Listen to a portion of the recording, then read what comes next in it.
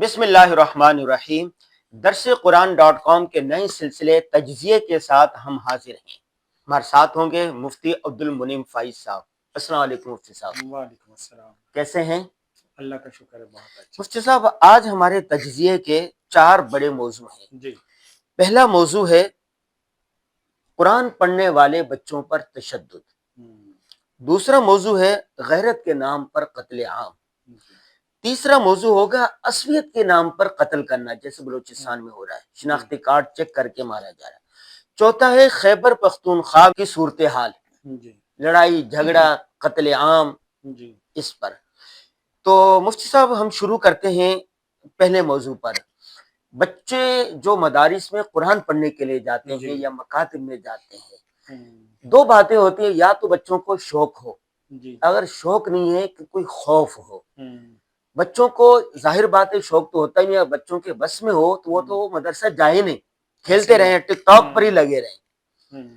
ٹھیک ہے، دوسری بات رہی خوف، تو حل کیا ہے؟ اگر بچوں کو نہ ماریں تو حل کیا ہے؟ جی، بسم اللہ الرحمن الرحیم۔ دیکھیں، سب سے پہلے نمبر پر تو ہمیں یہ معلوم کرنا چاہیے کہ کیا طلبہ کو پورا دن یعنی 12-14 گھنٹے جب تک آپ نہیں پڑھائیں گے تو حفظ نہیں کر پائیں گے، کیا یہ الٹیمیٹ ریالٹی ہے، یعنی یہی سچ ہے یا اس کے علاوہ بھی سچ ہے کہ نہیں؟ تو ہمیں اگر آپ دنیا کا تجزیہ کریں، جیسے فلسطین کی مثالیں بہت زیادہ دنیا میں آتی ہیں، اور دوسرے نمبر پہ سعودی عربیہ، مکہ مدینہ میں بہت سے لوگ جو مکہ مدینہ سے سعودی عربیہ سے حفظ کے قرآن کر کے آئے ہیں، آپ ان سے معلوم کریں انہوں نے حفظ کیا کیا ہے۔ عصر سے لے کر عشاء تک کے درمیان میں کر لیا ہے، مغرب سے عشاء کے درمیان کر لیا ہے، وہ اسکول کے ساتھ ساتھ میں حفظ کر لیتے ہیں۔ ایسے بچے بہت سے آپ کے بھی جاننے والے ہوں گے، اور وہاں پہ جو قاری حضرات پاکستانی پڑھاتے ہیں، آپ ان سے معلوم کیجئے وہ کیسے بچے حفظ کر لیتے ہیں۔ دوسرے نمبر پہ جو فلسطین ہے، وہاں پہ ایک بہت عام روٹین ہے، اور اس کو آپ عربک میڈیا پہ چیک کریں تو آپ کو بڑی آسانی سے اس کی بے شمار مثالیں مل سکتی ہیں کہ وہ لوگ صرف سمر کیمپ میں حفظ قرآن کروا دیتے ہیں، 60 دنوں میں حفظ قرآن کی کلاسز لگتی ہیں۔ تو عرب دنیا میں یہ عام ہے، ہمارے ہاں اس طرح کے کوئی نئے ٹرینڈ، نئے رجحانات پہ کام نہیں ہوا ہے، لوگوں نے اس کو چیلنج نہیں سمجھا۔ اچھا، پاکستان میں جو کام ہوا ہے وہ اس طرح سے ہوا ہے کہ پوش علاقوں میں، بڑے شہروں میں اے سی کلاس رومز انہوں نے دیے ہیں، اور اسکول ٹائم میں انہوں نے حفظ کروایا ہے، یعنی سہولیات دی ہیں، سہولیات دے کے اسکول ٹائم میں حفظ کروایا ہے۔ صبح بچہ جاتا ہے، 8 بجے وہ اس کی کلاس لگتی ہے، 2 بجے وہ اپنے گھر آ جاتا ہے۔ آپ جو بات کر رہے ہیں نا، وہ چند بچے تو کر سکتے ہیں جو ذہین ہو، جن کا حافظہ تیز ہو، لیکن بہت سارے لوگ ایسے ہوتے ہیں غبی ہوتے ہیں، ان کا حافظہ کمزور ہوتا ہے، وہ پورا دن پڑھتے ہیں تب بھی یاد نہیں ہوتا۔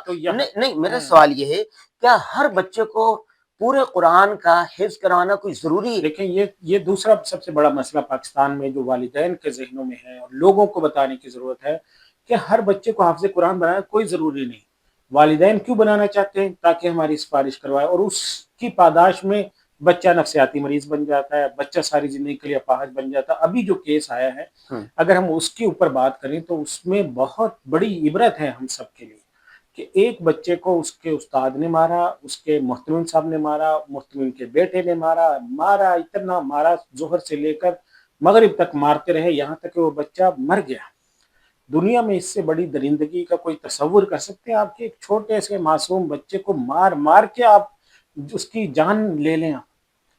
تو اور یہ ایک واقعہ نہیں، اس طرح کے کتنے واقعات ہیں جو رپورٹ ہو رہے ہیں، اور عموماً ریموٹ ایریاز میں ہوتے ہیں، یعنی شہروں سے دور جو جگہ ہیں وہاں پہ یہ واقعات زیادہ ہوتے ہیں۔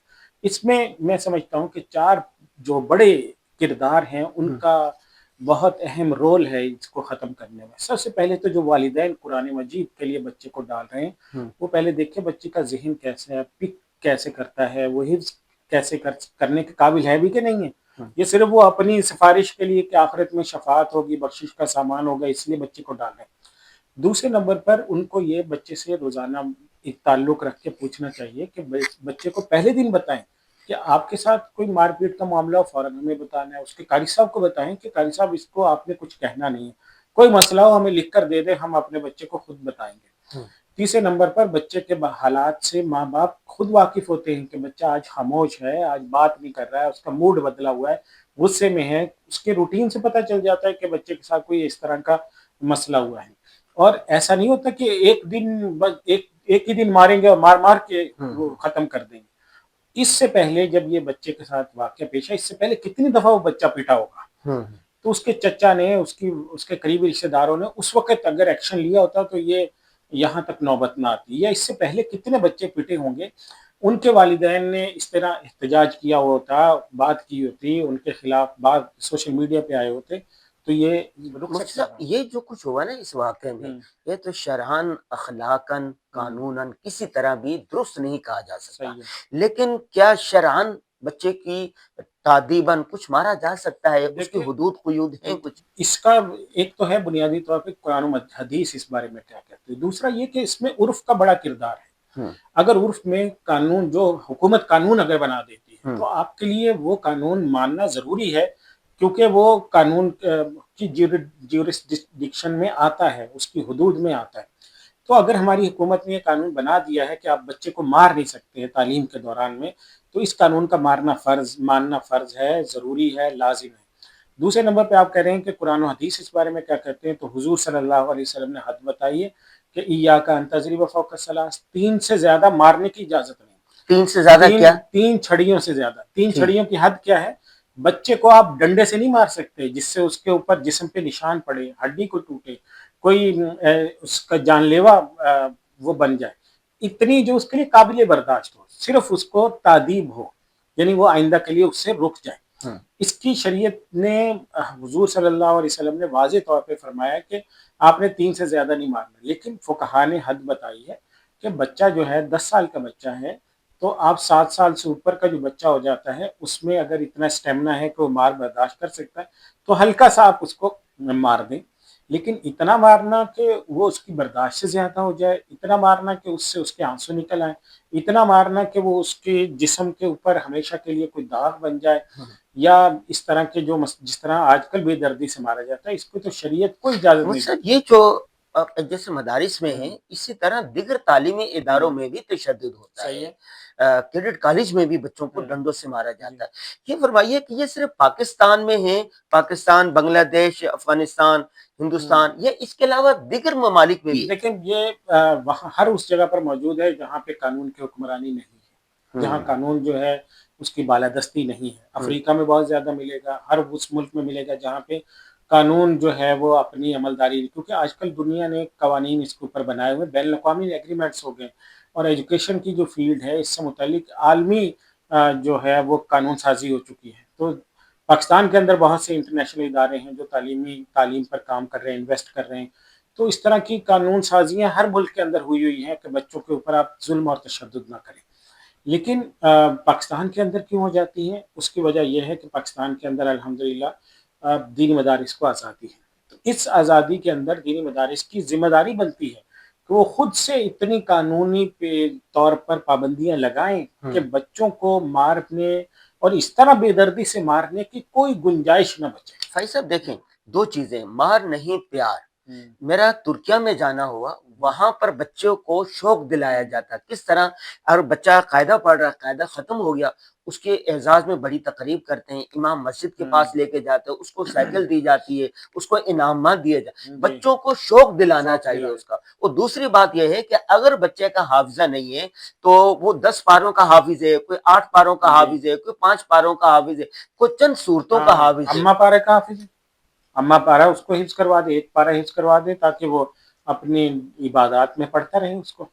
اور دیکھیں دوسرے نمبر میں یہ سمجھتا ہوں کہ 4 بڑے کردار ہیں جن کو اس میں حصہ لینا چاہیے۔ سب سے پہلے نمبر پہ والدین کہ ان کو اپنے بیٹے کی خبر رکھنی چاہیے، اور یہ واقعہ جبر نہیں کر، اس پر جبر نہیں کرنا چاہیے، زبردستی نہ کریں۔ اگر بچہ کا دماغ ایک کام میں نہیں لگتا اس کو حافظ بنانا ضروری نہیں، اس کو آپ دوسری کوئی چیز پڑھا دیں، اس کو درس نظامی پڑھائیں، وہ مدرس اچھا بن سکتا ہے، وہ خطیب اچھا بن سکتا ہے، وہ انجینئر اچھا بن سکتا ہے، وہ ڈاکٹر اچھا بن سکتا ہے۔ اس کی مینٹلٹی کو آپ سمجھیں۔ اللہ نے کسی کے ذہن میں کوئی فن زیادہ رکھا ہوتا ہے، کسی کے ذہن میں کوئی چیز کی صلاحیت رکھی ہوتی ہے۔ دوسرے نمبر پہ جو والدین کے بعد میں مدرسے والے ہیں، مدرسے والوں کو قانون سازی اس بارے میں کرنی چاہیے اور اوپنلی بتانا چاہیے کہ بھائی ہم نے اس بارے میں کیا کیا۔ تیسرے نمبر پہ آج کی دنیا میں ہر شخص کے پاس موبائل فون ہے، بعد میں ویڈیوز آ رہی ہوتی ہیں، جو اس کے بجائے پہلے سے ہر درسگاہ کے اندر کیمرے لگے ہونے چاہیے، اور والدین جب جا رہے ہیں مدرسے میں داخل کرانے کے لیے بچے کو تو والدین دیکھیں کہ بھائی کیمرے لگے ہوئے کہ نہیں۔ امام صاحب سے پوچھیں، وہاں کے قاری صاحب سے پوچھیں، محتوی صاحب سے پوچھیں، تو اس سے لوگوں میں اہتمام مزید بڑھے گا۔ پھر اگلے نمبر پہ جو وفاق یا بورڈ جب کسی بھی مدرسے کا الحاق کرتے ہیں تو وہ کس کرائٹیریا پہ کرتے ہیں؟ وہ ایک ضابطہ اخلاق دیتے ہیں کہ نہیں دیتے؟ وہ ان کے قاریوں کی تربیت کرواتے ہیں کہ نہیں کرواتے؟ وہاں کے محتمین کی تربیت ہوتی ہے کہ نہیں؟ تو پاکستان میں جتنے بھی تعلیمی بورڈز ہیں ان تمام سے یہ مدارس ملحق ہوتے ہیں، کیونکہ انہوں نے وہاں سے ڈگری لینی ہوتی ہے۔ تو ان بورڈز کی ذمہ داری ہے کہ وہ ٹریننگ کا پورا سیٹ اپ بنائیں، اور ٹریننگ کے پروسیس سے گزرے بغیر کوئی بھی قاری جو ہے وہ پڑھانے کے لیے نہ جائے، کوئی محتوم صاحب جو ہے وہ مدرسہ نہ الحاق کروا سکے اس ضروری ٹریننگ کے بغیر۔ جی دنیا میں جب بھی آپ کسی کمپنی کے اندر ملازم ہوتے ہیں تو سب سے پہلے کمپنیز جو ہیں وہ آپ کو ایک سرٹین پروسیس سے گزارتے ہیں، ان میں ہوتا ہے بھی آپ نے اتنی ٹریننگز لینی ہے، فلاں فلاں ٹریننگ کروائیں گے، اور 4 مہینے آپ کی ٹریننگ چلیں گی، پھر آپ سیٹ پہ بیٹھ کے کام شروع کریں گے۔ بہت اچھا تو اسی طرح پھر چوتھے نمبر اس کے بعد اگلے نمبر کے اوپر جو ہماری سوسائٹی ہے خود اس کی بھی ذمہ داری بنتی ہے۔ سوسائٹی کے لوگ آتے جاتے ہیں، ان کے تعلقات ہوتے ہیں، وہاں مدارس سے ان کا تعلق اور ربط ضبط اتنا اچھا ہونا چاہیے کہ وہ ان کے محتمین قاری صاحبان ان سے رابطہ رکھیں اور ان کو اس طرح کے اچھے مشورے دیں۔ ٹھیک۔ فائز صاحب، دوسرا موضوع ہے غیرت کے نام پر قتل۔ پاکستان میں جو اسلامی جمہوریہ پاکستان غیرت کے نام پر قتل کے واقعات دن بدن بڑھتے کیوں جا رہے ہیں؟ دیکھیں، جو غیرت کے نام پہ قتل کے واقعات ہیں، ان میں سب سے بڑا جو ایلیمنٹ ہے جس کا ہم نے ذکر کیا وہ ہے قانون کی عملداری نہ ہونا۔ دوسرے نمبر پر جو ہمارے ہاں رسم و رواج ہے اس کو ہم نے اتنی طاقتور حیثیت دے دی ہے کہ اس کے سامنے ہم اپنی مذہبی روایات کو سرنڈر کر دیتے ہیں، ہم اپنے اخلاق کو سرنڈر کر دیتے ہیں، ہم پوری دنیا کی آواز کو سرنڈر کر دیتے ہیں۔ تو ان چیزوں کو، یعنی سب سے پہلے نمبر پہ قانون کی عملداری ان علاقوں میں ہونی چاہیے۔ دوسرے نمبر پر وہاں پہ جو مذہب ہے، مذہب ان ساری چیزوں کے راستے میں بڑی مضبوط رکاوٹ ڈال سکتا ہے۔ تو مذہب کو یا وہاں کے مذہبی جو رہنما ہیں ان کو اس پہ بات کرنی چاہیے، کیونکہ پاکستان میں ہر آدمی کا کسی نہ کسی طرح سے مسجد سے مذہب رابطہ سے ہوتا تعلق ہے، مدرسے سے رابطہ ہوتا ہے، بچپن میں مدرسے میں جاتا ہے، بڑے ہو کر نماز پڑھنے جاتا ہے۔ خصوصاً ان قبائلی علاقوں میں لوگ نمازی ہوتے ہیں، تو ان کو اگر یہ بتایا جائے کہ یہ جو ہماری رسم و رواج ہیں یہ مذہب کے خلاف ہیں، دین کی بنیادی تعلیمات کے خلاف ہیں، قانون پاکستان کے خلاف ہیں، اور ان پہ عمل کرنا ان حالات میں قطعاً جائز نہیں۔ ایک نقطہ نظر تو یہ، دوسری بات یہ ہے کہ اگر عدالتوں سے انصاف ملنے لگ جائے تب بھی اس کی روک تھام ہو سکے۔ جی، یہ دوسری بات ہے کہ پاکستان کے اندر خصوصاً ان ایریاز کے اندر جو ہے وہ انصاف کا جو پروسیس ہے وہ تیز بھی ہونا چاہیے اور شفاف بھی ہونا شفاف بھی ہونا چاہیے۔ چاہیے۔ اسی طرح عصبیت کے نام پر قتل کیا جاتا ہے، شناختی کارڈ چیک کیے جاتے ہیں، کون پٹھان ہے، کون سندھی ہے، کوئی مہاجر۔ عصبیت کے نام پر، قومیت کے نام پر قتل کرنے کی کیا شرعاً کوئی گنجائش ہے؟ جی غازی صاحب، اس میں دیکھیں جو عصبیت کے نام پہ قتل کیا جا رہا ہے بلوچستان میں ہو رہا ہے۔ بلوچستان کے اندر جو سب سے بڑا مسئلہ ہے، جو بنیاد بنا ہوا ہے، وہ ہے وہاں پہ جو نوجوان نسل ہے ان کے پاس روزگار نہیں ہے، ان کے پاس بزنس نہیں ہے، ان کے پاس کاروبار نہیں ہے، ان کے پاس کوئی نوکریاں نہیں ہیں۔ ان کے پاس نوکری کہاں سے ہے؟ ان کے پاس اس غیر قانونی راستے سے پیسہ آتا ہے۔ اس غیر قانونی راستے سے، ان غیر قانونی حلقوں سے جو جڑ جاتے ہیں ان کو ماہانہ تنخواہیں ملتی ہیں، بڑے بڑے پیسے ملتے ہیں، ان کے روابط ہو جاتے ہیں انٹرنیشنل، ان لوگوں کے ساتھ جو پاکستان میں در اندازی کرنا چاہتے ہیں، تو وہاں سے پیسہ آتا ہے۔ تو پیسے کا ایک بنیادی کی ایلیمنٹ ہے ان علاقوں میں۔ اب اس کی وجہ سے کیا ہوتا ہے کہ پورے بلوچستان کے اندر جو ہے آپ کو نئی انڈسٹری پچھلے 20 سال سے کوئی نہیں لگی ہوگی، نئی سڑکیں نہیں بنی ہوگی، کیونکہ جب جہاں پہ کوئی سڑک بننے لگتی ہے وہاں پہ خود کچھ حملے شروع ہو جاتے ہیں، وہاں لوگوں کو قتل کرنا، مزدوروں کو مارنا، چائنیز پہ حملے شروع ہو جاتے ہیں۔ فیض صاحب، یہ عالمی اداروں کی رپورٹ ہے کہ دہشت گردی کا ایک بڑا عنصر جہالت کے ساتھ ساتھ غربت بھی ہے۔ وہ جب غریب کا بچہ دیکھتا ہے کہ سب کو مل رہے، مجھے کچھ نہیں مل رہا، مجھے روٹی تک میسر نہیں ہے، تو وہ پھر اس طرف آتا ہے۔ تو اسی وجہ سے سب سے اہم جو میں سمجھتا ہوں کہ اس مسئلے کو حل کرنے کے لیے ایک تو ہمارے بارڈر مضبوط ہونے چاہیے، وہاں سے بغیر اجازت کے کوئی آدمی نہ آئے۔ دوسرے نمبر پر جو ان علاقوں کے اندر ہے وہاں گورنمنٹ کو چاہیے کہ ایکسٹرا پیسہ لگائے، انویسٹمنٹ کرے، پروجیکٹ کرے، اور اگر ریاست اس سنجیدگی سے پیسہ لگائے، وہاں پر انویسٹمنٹ کرے، تو کوئی مشکل نہیں ہے کہ وہاں پہ ڈیولپمنٹ ہو، لوگوں کو روزگار ملے، اور ان غلط رستوں سے، حرام رستوں سے وہ ان کو پیسہ آنا بند۔ لیکن اس سب باوجود عصبیت کے نام پر قتل کرنا شرعاً اس کی گنجائش نہیں ہے، یہ زمانہ جاہلیت کی بات ہے، یہ پنجابی، یہ سندھی، یہ قرآن نے، حدیث نے اس بارے میں، اور پاکستان کے اندر بھی ہر بندہ سمجھتا ہے کہ عصبیت کی بنیاد کے اوپر کسی کی جان لے لینا، اس کی تو کوئی گنجائش نہیں ہے، یعنی اس کے غلط ہونے میں تو کوئی شک کی بات نہیں ہے۔ اور دوسرے نمبر پر یہ کہ جو یہ نیریٹو ہے کہ پنجابی، تو پنجابی مطلب کہاں سے؟ اب وہ جو پورے کے پی کے یہ جو بلوچستان کے اندر لوگ جا رہے ہیں، تو وہاں پہ وہ کیا کرنے جا رہے ہیں؟ وہ وہاں سے اربوں روپے لوٹ کر تھوڑی لا رہے ہیں، وہ سونے چاندی کے ذخیرے لے کر تھوڑی آ رہے ہیں، وہ تو وہاں مزدوری کرنے کے لیے جا رہے ہیں، وہاں پہ ڈیولپمنٹ کا کام، سڑکیں بنانے کے لیے جا رہے ہیں، وہاں پہ ڈیولپمنٹ کا کام کرنے جا رہے ہیں تاکہ یہاں کی سڑکوں سے مقامی آبادی گزرے گی۔ تو اس وجہ سے اگر وہاں پہ جو اس طرح کے ایلیمنٹ ہیں ان کو ایک تو راضی کرنا، دوسرے نمبر پر ان کی ڈیولپمنٹ پر توجہ دینا، تیسرے نمبر پہ جو بین الاقوامی گینگ اور جو انٹرنیشنل، اور یہ بھی سمجھانے کی ضرورت ہے کہ عصبیت اور قومیت کے نام پر قتل ہرگز نہ کریں، یہ مسلمان کو زیبا نہیں۔ اچھا، یہ جو خیبر پختونخوا کے علاقے 70 سال ہو گئے یہ شورش زدہ ہے، یہاں پر کیوں یہ معاملات نہیں رک رہے؟ ہم نے جب سے آنکھ کھولی ہے، جب سے یہ حالات وہاں یوں کے توں ہیں، اصل اس کی بنیاد کیا ہے؟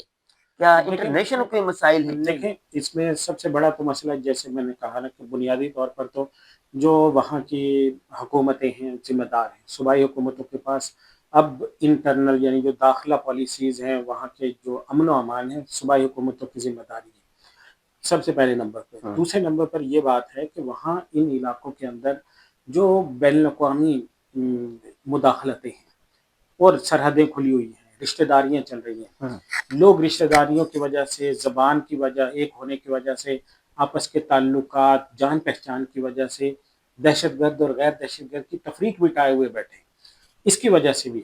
اچھا، وہ ان کی بات بھی سچی ہے، وہ کہتے ہیں کہ اگر ہم ان کا نام دیتے ہیں اگلے دن ہم پر اٹیک ہو جاتا ہے، تو ہمارے لیے جو پاکستان کے فوج ہے یا پاکستان کے حفاظتی ادارے، وہ بھی ہم پہ اٹیک کر رہے ہوتے ہیں، اور جو دشمن ہیں، جو پاکستان کے دشمن ہیں، وہ بھی ہم پر اٹیک کر رہے ہوتے ہیں۔ تو اس کا حل جو ہے وہ یہی ہے کہ وہاں کے جو لوگ ہیں، سب سے پہلے نمبر پر تو آپس کی یہ جو عصبیت ہے، عصبیت جاہلیت کس کو کہا جاتا ہے؟ عصبیت جاہلیت کہتے ہیں کہ آپ غلط ہوتے ہوئے بھی اپنی قوم، اپنی برادری، اپنی زبان، اپنی نسل کی وجہ سے اس کا ساتھ دیں۔ تو اگر آپ کو پتہ ہے کہ کوئی بندہ پاکستان کے خلاف جرم میں ملوث ہے، دہشت گردی میں ملوث ہے، یہاں پہ حملوں میں ملوث ہے، آپ کم سے کم اس کے ساتھ نہ کھڑے ہوں، پہلے نمبر پر۔ دوسرے نمبر پر جو کام ہے وہ یہ ہے کہ جہاں پہ جب یہ مسئلہ ہو رہا ہے تو وہاں پہ جب آپریشن ہوگا یا جب حالات خراب ہوں گے تو الٹیمیٹلی وہاں کے جو لوگ ہیں ان کو سفر کرنا پڑتا ہے۔ تو اب جب جس جگہ پہ حالات خراب ہوں اور وہاں کے لوگوں کو اس میں مصیبت میں مبتلا ہوتے ہیں، ان کی جانیں جاتی ہیں، ان کی ہلاکتیں ہو رہی ہوتی ہیں، تو ان حالات کے اندر قرآن اور حدیث کی بہت ساری تعلیمات ہیں جو براہ راست ہم سے متوجہ ہوتی ہیں، ان کا مطالعہ کریں۔ قرآن اور حدیث میں حضور صلی اللہ علیہ وسلم نے اور حضرت مفتی تقی عثمانی صاحب نے 40 حدیثیں وہ صرف وہ حدیثیں نقل کر دی ہیں اور آیتیں نقل کی ہیں اپنی کتاب قتل اور خانہ جنگی میں، کہ جہاں پہ قتل اور خانہ جنگی ہو اس کے بارے میں بھی تو قرآن کہتا ہے، اس کے بارے میں بھی تو حدیث بتاتی ہے، ہم ان تعلیمات کو دیکھیں۔ حدیث اس کے بارے میں کیا کہتی ہے؟ حضور صلی اللہ علیہ وسلم نے فرمایا کہ وَإِن ضَرَبَ ظَهْرَكَ وَأَخَذَ مَالَكَ فَتَسْمَعْ لِلْأَمِيرِ وَتُطِعْ وَإِن ضَرَبَ ظَهْرَكَ وَأَخَذَ مَالَكَ۔ آپ کو ریاست، اپنے ملک کے خلاف بغاوت کی اجازت نہیں ہے آپ کو، اگرچہ تمہارے اوپر کوڑے بھی برسائے جا رہے ہوں، تمہارا سارا مال اسباب لوٹ لیا جا رہا ہو، یہ شریعت بتاتی ہے۔ دوسرے نمبر پر یہ پہلی تعلیم جو قرآن و حدیث کی ہمیں یہ بتاتی ہے۔ دوسرے نمبر پر ہمیں اپنے ریاست کے ساتھ کھڑے ہونے کے ساتھ اب اپنا تحفظ کرنا ہے، تو اس کا کوئی ایسا رستہ ہو جس سے ہم اس مسئلے کو بگاڑنے کا سبب نہ بن رہے ہیں۔ اس وقت میں جو مسئلہ ہے وہ لیکن اس میں فائز صاحب یہ بھی تو ہے نا، ایک طرف آپ احادیث کریں، دوسری طرف اذن للذین یقاتلون بانہم ظلموا، اور کسی پر ظلم کیا جا رہا ہے، ناانصافی کی جا رہی ہے، تو اس کو اجازت ہے۔ ظلم جہاں پہ دیکھیے، یہ دوسری بات ہے کہ آپ پر ظلم ہو رہا ہے، ظلم کے خلاف آپ بتائیں یا ایویڈنس دیں، لیکن اس ظلم کا جواب ایسے انداز میں دینا کہ آپ اس سے بڑے ظالم ہو جائیں، اس کی شریعت اجازت اس کی نہیں کیا دیتی۔ آخر اس کا حل کیا ہے؟ ایک عام آدمی کیا کر سکتا؟ وہاں پر تو عوام پٹ رہی ہے، دونوں طرف سے عوام مارے جا رہے ہیں، جی ہر طرف سے عوام مارے جا رہے ہیں، اور وہاں پر غریب لوگ ہیں، ہسپتال جی نہیں ہے، یہ نہیں ہے، تو عام آدمی کیا کر سکتا ہے؟ دیکھیں اور میں علماء کرام اس میں کیا دیکھیں ادا سب کر؟ سے بڑا کردار تو علماء کا یہ بات ہے کہ علماء کرام جو ہیں وہ اسلام کی تعلیمات اگر بتائیں، قرآن و حدیث نے جو بتایا ہے اس کے بارے میں بتائیں تو یہ مسئلہ حل ہو سکتا ہے۔ اصل مسئلہ ہی یہی ہے کہ وہاں پر جو رہنمائی دینے والے ہیں وہ حضرات اب ڈر کی وجہ سے، دشمن چونکہ اتنا پھیل گیا ہے، اتنا فریکوینٹ ان کا آنا جانا ہو گیا کہ وہاں پر یہ بات کرنا ممکن نہیں ہے۔ ایون یہ کہ سوشل میڈیا پر بھی یہ بات کرنا اب اتنا بڑی مصیبت بن جاتی ہے۔ اب اس کے اندر بنیادی طور پر یہ بات ہے سب سے پہلے نمبر پر تو کہ جو ہمارے انٹیلیجنس ادارے، ان کو چاہیے کہ اپنے جتنے بھی پروسیسز ہیں ان کو مزید آرٹیفیشل انٹیلیجنس کے دور میں اس کو مزید ایکوریسی لائیں۔ آپ کے پاس غلطی کی کوئی گنجائش نہیں ہے، صحیح ہے۔